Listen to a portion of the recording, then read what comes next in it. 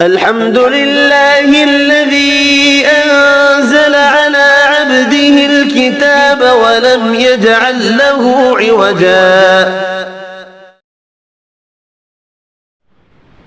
اعوذ باللہ من الشیطان الرجیم. بسم اللہ الرحمن الرحیم. الحمد للہ رب العالمین. اللہم صلی علی محمد و آل محمد. درس تفسیر قرآن کریم.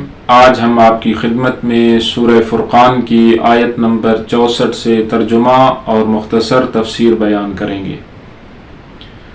گزشتہ آیات میں اللہ تعالیٰ نے اپنے خاص بندوں کی صفات کا تذکرہ فرمایا ہے کہ خداوند متعال کے جو مخلص اور خالص بندے ہوتے ہیں ان کی کیا صفات ہیں.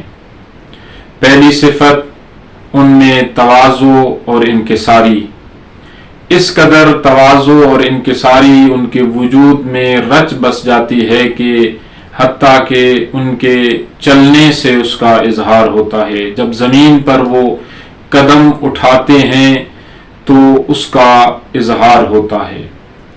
دوسری چیز کہ جب وہ نادانوں سے مخاطب ہوتے ہیں، وہ لوگ کہ جو علم و منطق سے دور ہیں، جب ان سے ان کا پالا اور واسطہ پڑتا ہے تو ان کے ساتھ ان کا کیا طرز عمل ہوتا ہے اور کس طرح وہ ان سے مخاطب ہوتے ہیں اور کس طرح ان سے ان کا رویہ ہوتا ہے.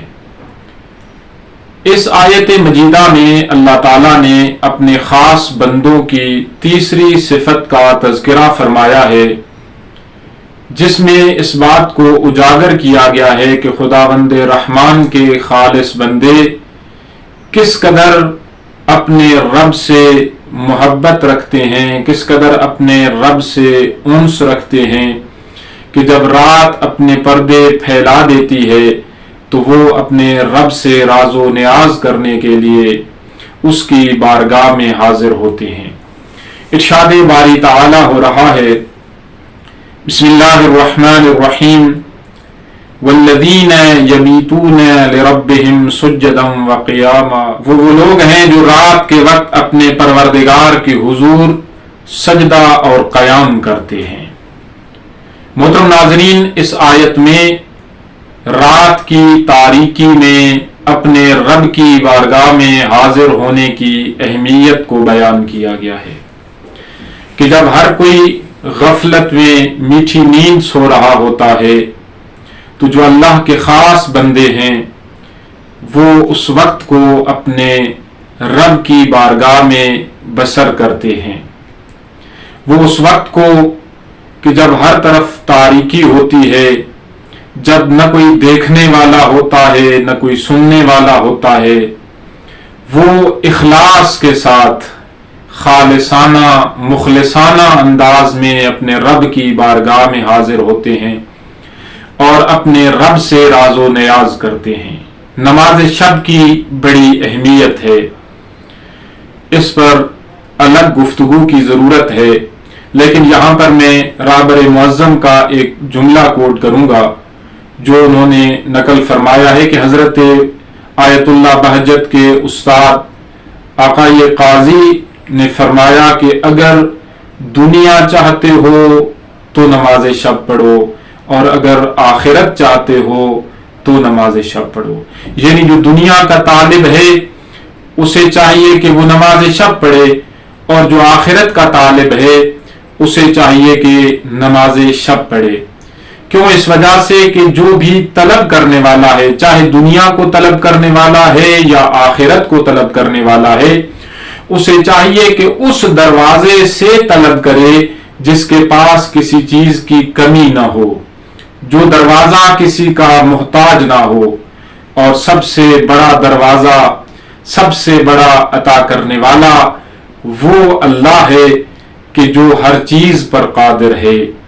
وہ اللہ جس کے خزانوں میں کوئی کمی نہیں ہے، وہ ہر کسی کو عطا کرتا ہے. اور جب انسان اپنے رب سے رات کی تاریکی میں اپنی مشکلات بیان کرتا ہے، اپنی حالت اپنے رب کے سامنے بیان پسند کرتا ہے اور اس سے مدد چاہتا ہے محمد و آل محمد کا واسطہ دے کر، اور ان کے طفیل اپنے رب کی بارگاہ میں اپنی حاجات طلب کرتا ہے، تو اللہ اس کے اٹھے ہوئے ہاتھوں کو کبھی واپس خالی نہیں لوٹاتا۔ اور یہاں پر ایک اور نقطے کی جانب بھی آپ کی توجہ مبذول کرانا ضروری سمجھتا ہوں کہ اللہ کے خاص بندوں کی علامت یہ ہے کہ وہ رات کے پردوں میں اپنے رب سے راز و نیاز کرتے ہیں، لیکن یہاں پر کتنا عظیم اور بلند مرتبہ ہے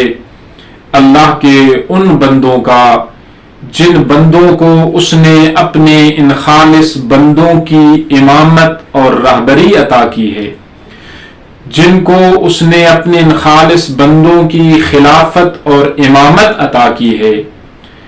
اگر ہم قرآن مجید میں دیکھیں تو پیغمبر گرامی اسلام اللہ کی بارگاہ میں اس قدر قیام کرتے تھے کہ ذات پروردگار کو یہ کہنا پڑا، میرا حبیب قم اللیل الا قلیل، اپنی عبادت کم کر دے، راتوں کو قیام کم کر دے، تیرے پاؤں پر ورم آ جاتے ہیں۔ اور امیر المومنین علی ابن ابی طالب کی اتنی عبادت کہ ایک رات میں 1000 رکعت نماز نافلہ ادا کرنا، اور کیفیت کیا ہوتی تھی کہ ایک شخص در جناب سیدہ پر آ کر دستک دیتا ہے، اور جب اس کے آنے کی وجہ پوچھی گئی تو کہتا ہے میں نے امیر المومنین کو اس حالت میں دیکھا کہ میں نے یہ سمجھا ہے کہ امیر المومنین اس دنیا سے گزر گئے ہیں۔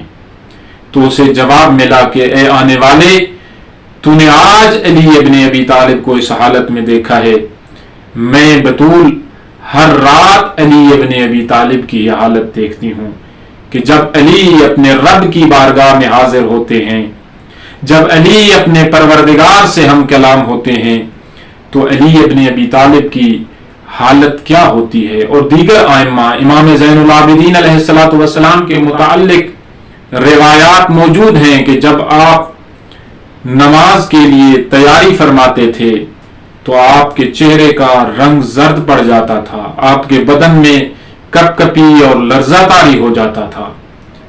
یہ وہ ہستیاں ہیں جن کو اللہ نے اپنے خاص بندوں کی رہبری اور امامت عطا کی، اور جو ان کے پیروکار ہیں، جو ان کے نقش قدم پر چلنے والے ہیں، ان کی خصوصیت یہ بیان کی ہے کہ وہ رات کی تاریکی میں اپنے رب سے ہم کلام ہوتے ہیں اور اپنے رب کی بارگاہ سے طلب کرتے ہیں۔ دعا ہے اللہ رب العزت محمد والے محمد کے صدقے میں ہمیں بھی عباد الرحمن کی یہ صفت اپنے اندر پیدا کرنے کی توفیق نصیب فرمائے۔ والسلام علیکم ورحمۃ اللہ وبرکاتہ۔